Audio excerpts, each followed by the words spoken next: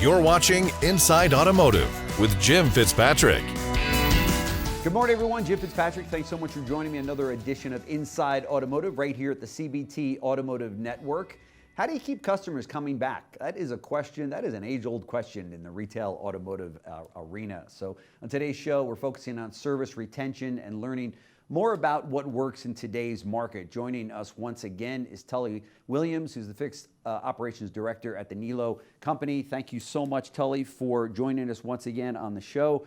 Our viewers always get a lot out of your visit with us, so thanks for taking the time out of your schedule there to join us. And so what are the biggest factors that drive repeat and referral customers today? That's the age-old question, isn't it? It sure is. You know, when you think about it, as what business are we in? And we are truly in the repeat referral business. I think people forget that. Yeah. I think people think I need to gross everybody out business. And I believe that we should be in the repeat referral business. And it starts with that mentality. Does your dealer believe in that mentality? And that to me is the issue.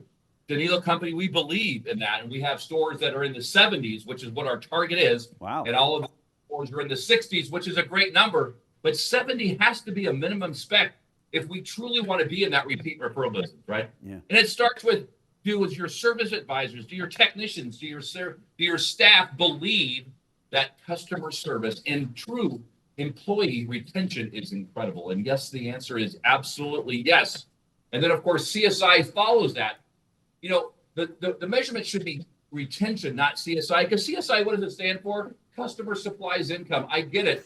And honestly, what it's all about is, are we making people happy and we're making our employees happy? Yeah. And that to me is key start for retention. Yeah. No question about it. I love that. Customers, that's no truer statement has been said. So let me ask you this. How do you build a culture like that? Because I hear what you're saying, but I know that as dealers going, how do you get your technicians and everybody in fixed ops rowing in the same direction and understanding that? Because as you know, many technicians, and I don't need to get any emails on this, but for the technicians or service managers listening, it's typically a position that's held by somebody that's much more of an introvert, or somebody that goes, look, I get paid to fix the car, I fix the car, I'm done, okay? And my job is over. But from what I'm hearing, you really need that Ritz-Carlton approach with everybody in fixed ops, whether it be the service advisor, the person that sets the appointment, the technician that's going to do a video, whatever it is, that they're very customer focused. What does it take to build that kind of a culture? Well, it's not easy, but it starts by everybody believing in it. And that's the goal, is what I believe is that I don't want to force anything on anybody. If you force on something, it does not work. Yeah. I believe that we have to show the pathway and show the reasons why. Mm-hmm. So why do we celebrate our great technicians? Because what do? As you know, it's all about the hours. That's what we sell. That's right. We need to focus on your start at your store. It's all about selling your hours. Next is, are we doing a great job with those great inspections? Because that's what customers believe in. Yeah. And if we oversell, you will drive retention down. If you do things, I hate to say this word, but flush, you're going to drive people out of your store. Yeah. I believe that we should do the right thing. As we like to say at the Niello Company, we sell recommendations, we would sell our family members. That is the key. When people believe that you actually believe that, they're like, wow, this is a great place to work. And guess what? We sell 62% of everything I ask for in the service drive. Why? Because we're honest. The technicians are doing quality video. Now, did we have a hard time getting quality videos from technicians? The answer is, yes, we did. But we made it fun. Yeah. We made it a contest. The top guy got $2,000 for having this great video. And the video only needs to be about a minute. But it starts with having the culture of what makes it work. Right. And what works is everybody that comes to the Niello Company has the same process. You drive in the driveway. You'll be greeted by great people that care about you. We do a walk around the car to take some pictures, which is a standard process. We come in, we sit down, and we greet you and tell you what your car needs or what you've come in for. A technician will always do an inspection and a video of what's needed. And here's the deal. A lot of times the car doesn't need anything. It's America, right? The greatest inspection is a green inspection. But if there is something needed, the technician will say, we have some recommendations that are needed today, right? Not like, oh, you have some reds. Oh my God. We're going to talk about the issues. We're going to take pictures of every red and yellow item so they know. Get that trust out. And then, of course, what do? We send it to the customer. You think that we would all do that? That is not the case, right? So we send 99% of all the inspections. I don't care if they're in the showroom or in the waiting room or where they are. We'll send them a copy of that inspection. And of course, we want customers to do what? Put it up, right? You know, and focusing on today, we have stores that are over 100% because that means they're sharing the video. But overall, as a group, we're about a little in the high 80s. Our goal is to be 95%. The process in the driveway, we call driveway processes, is critical to customers to understand that we do the same thing every time, and we're going to sell recommendations. We'd sell our family members. That is fantastic. I love your enthusiasm for this. Let me ask you: when a car is sold in the front end of the business, what happens then that marries that customer to the service department? Is it an introduction? Is it we're going to set your first appointment? Walk me through that, because there's got to be something there, right, that you guys are doing? Well, the great question. So one is that I hope they were making that, setting that first appointment. It doesn't always happen, as you know. But right. I think what happened is that we've been in business for 104 years. We're That's a staple in the Sacramento County. Wow. Is that the Niello Company stands for quality and honesty. So that's one thing we have on you. Two is that we have a lot of repeat referral business. Second is that we always are mentioning the service department. And then our VDC in the service department, which we have a standardized VDC, will call all those people and welcome them and try to set that first appointment if it has not been set yet. Okay. I believe that AI for phones is the worst thing you can ever get a phone call for. Who wants an AI person to call them? And as we go out there and we have all these AI products that are calling, and I would say harassing people, I want a human being to call up and say, my name is Tully Williams. Thank you for buying your car today. I'd love to make your first appointment. We're welcoming you to the Niello family. Not a robot saying, I love you and want you to come in. So I think you got to have it personal. You got to make it get back down to the basics, right? Okay, now I got to stop you because I talk, as you know, I talk to dealers all over the country every single day, and there's a lot of dealers that are really embracing and loving what AI brings to the table. Now, there's probably some that agree with you that say that first call has got to be by a human, but all of the others after that, you know, nobody does a better job than AI in this particular case. Is that what you do? Do you use AI in any of that process? Really? No, I believe humans are much better than a computer. Okay. Now, I believe that AI has a lot of great things for us, right? I have great ideas of helping us do quality videos for the technician, take out the background, make sure we don't do some oopsies in there, right? I believe that AI can be background, but I think human beings are what make a dealership great. As our dealer, Rick Niello, says, we're in the people business, and people business means our employees. We want to shine those employees out. Mm-hmm. I think people would rather have a customer one of our BDC agents call. When we call, we get about a 30 to 50, I'd say about 40%, let's say 40% answer rate, which is huge. Yeah. And then we make about 40 to 50% of the appointments on that. Why? It's a human being calling. Two, we're not selling you stuff that you don't need. Remember, it's the things that you decline on recommendations we would sell our family. Yeah, for sure.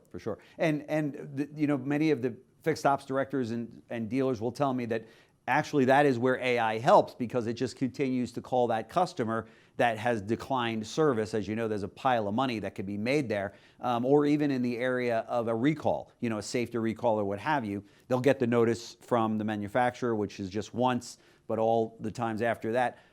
Are you using AI for any of that? So you must have one heck of a BDC center. We do. I mean, I honestly, we started it last year, and I can't be, Carl, our manager, has done an incredible job. The nicest man on the planet. And that's the trick. It's a service advisor that was a manager as well, that is a nice person. And guess what people want on the phone? A nice person. Right. A robot that harasses you. And we just don't believe in that. Two is I believe that emails are kind of going away. Because I like to ask we had our celebration for last month yesterday, just go over last month. And I said, how many people look at your personal email? And everybody like, well, you know, I haven't looked at it in a while. And so, I haven't looked at it last month. And the issue here is, why are we sending emails out to people to remind them to come in? Why don't we let these great human beings that work for the Niello Company call you up and say, hey, it's been about 11 months. Would you like to schedule your appointment? I'm here to serve, right? That to me is the win. I don't think a robot.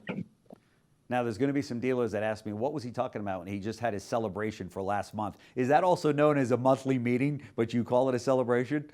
Yeah, brother. I love it. I love it. So by the way, were you celebrating a good month?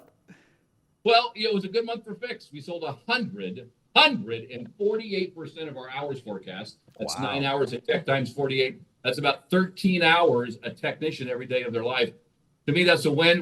As you know, That's a at the huge Niello win. Company, I don't care about the money. I Yeah. focus on selling our capacity. Right. And Right. I think when you get back to retention, one thing I missed out on is Sure.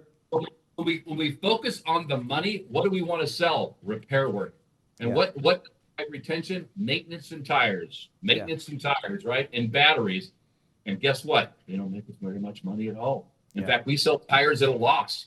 We sold 71% of our red tires at our BMW store. Why? Because we want you to come back to us. I don't want you to go to Costco.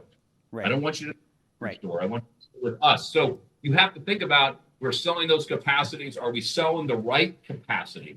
The maintenance, the batteries, right? We want to sell those at least 75%, if not 80% of the time. Yeah. 100% on that. That drives retention. Hey, now that we've got a little bit of historical data on EVs, and you're obviously a fixed ops director of a very progressive and big company there, what's your take on that? Is the notion that we're not going to make as much money on EVs as we do on ICE vehicles? What's your take on that? So in warranty world, it's the best thing since sliced bread because it's about the worst built car in America, right? I mean, they all break. I mean, God bless America. Let's hope consumers are not listening to this broadcast. But the issue is that we've had some challenges. Now, the good thing is that they all get fixed, and it's usually software updates, and we have a lot of campaigns. They are getting built better and better. So I will say that as you see next generation ones come out, we're having less software updates, we're having less issues, but it took a little bit. The second thing is I think people at the Niello Company, we sell about 25 to 30% of all of our new cars are EVs because we are in the EV capital of the world. That's for sure. Yeah. And the biggest thing is that, it's people get anxiety over charging, and charging units are becoming a issue where a lot of them are broken. And you have a lot of gas stations are putting them now in, but the issue is charging. Now, when you look at a person that has an EV, it is usually their driver to work. Okay. It's not a driver because you can't drive to 500 miles away without planning your event. Yeah. And I think that EVs are going to settle down a little bit and then become a market demand of wherever it needs to be. Is it 20% of the cars we sell? Hybrid cars are best. Our Volvo hybrid car is one of our biggest sellers because it has 40, 50 miles of battery, and then the ICE motor kicks in. Right. And you can go working back and plug it in and not use any gas, but you can still go to Disneyland. Yeah. But on the original question is, can you make as much money in fixed ops on EVs as you can on an ICE vehicle? Short term, yes. Long term, no. Okay. When they're out of warranty, what do we have? We have tire rotations, we have wiper blades, we have cabin filters, right? Things are not going to break as much on an ICE. That is so, and that really brings back to the ultimate question, retention. If you can't get them in for tires and batteries, guess what? I mean, tires and wiper blades, you'll never see the customer again. Right. They'll only come in for a program or something of that nature. Sure. So retention on EV cars is even more important. Yeah, for sure. Let me ask you this, and I appreciate all the time you've given us, and I don't mean to keep throwing questions at you like this because I love that this is great content, but do you guys offer mobility, a service where you go out to the house, mobile service, I should say? So we don't offer mobile service. There's a couple reasons why. One is that our manufacturers do not support it. Volvo is looking to dabble in that market for installs of parts. We do have a pickup and delivery service for all of our brands, so we do a lot of that. We do, where we are in Sacramento, Tahoe is a good market for us. And it's about an hour and a half away. So we do go up there and pick up cars away from people's vacation homes. We do those kind of things. Okay. But we've learned with our brands, we are blessed that we have luxury brands. Yeah. A person with a $200,000 tile driveway doesn't want to change oil. And I think that when we look at our mobile service, is that's something we haven't dabbled in for our brands. Okay. We are talking about Volvo. Volvo will be one of their pilot stores because we're very involved with the Volvo program. So that would be good for small things. I don't think we'll do oil changes, but we'll probably do a lot of install things, warranty installs, cosmetic, maybe reprogram recalls, those kind of things we'll do at people's houses for work. Yeah. You've got a great reputation there. It sounds like the kind of efficiency that you're running in the shops are incredible. Do you have a problem getting technicians like other dealers do, or? Oh, no, that's the key issue. I do not. I will say it one more time. Tully Williams at the Niello Company does not have a tech shortage. Why? Because we plan. We have a bench. We start with young kids that are coming out of school, and we call those shop assistants. And then we have hourly techs, and we've developed those hourly techs, and they come into a flat rate technician. Okay. So our bench is always, we are trying to hire kids out of high school or kids out of a junior college or a vocational school. And we want that bench. And we have a plan in writing that tells you how much you're going to get paid, all the way up to $55 an hour if you do these things. Wow. Our goal is to get small raises yearly or bi-yearly all the time as you achieve. So our goal is, don't look for the high-tech person. The superstar tech is not going to come in and say, Tully, I want to work for you. But you can find youngins that you can look at and develop into the Niello brand, and that's the win. So I can say, we do not have a tech shortage. God bless America. Wow, you're the first fixed ops director that has ever said that on air to me in probably the last 10 years. But so that's good to hear. That's another reason to celebrate and have those celebration meetings. But what are, as a fixed ops director of a company like yours, is there anything that keeps you up at night about either the industry or your market or the vehicles that you sell that you think, this is a concern. This is something we have to pay attention to? Over recommending and under recommending drives me insane. As you know, I'm a process driven person. I believe in transparency. As you know, there's some TVs in the back. I have 64 television sets that I push data to. I tell everybody about everything. Wow. Right. I always be transparent. But what I worry about, retention, I worry about, are we doing the right thing all the time? I'm worried about, are we selling recommendations we sell our family members? And you know what? Like, well, that's an easy job, or I don't want to recommend that because that's too hard. That is an absolute no-go for me. And that's what keeps me up at night. I want to make sure that you could bring your mother's car into my shop and you would feel comfortable. That's what keeps me up at night. And that's what we talk about. Right. And you're living up to that every single day at the Niello Company, right? I mean, that's right. Every day we try out, 100%. That is fantastic. Tully Williams, Fixed Ops Director at the Niello Company, thank you so much for all the time you've given us here at CBT News. I know that so many people watch you on the Ted Ings show. You do a great job, and I think you've got a pop-up event coming up shortly, so congratulations and good luck on that. And I'd love to have you back to do a follow-up.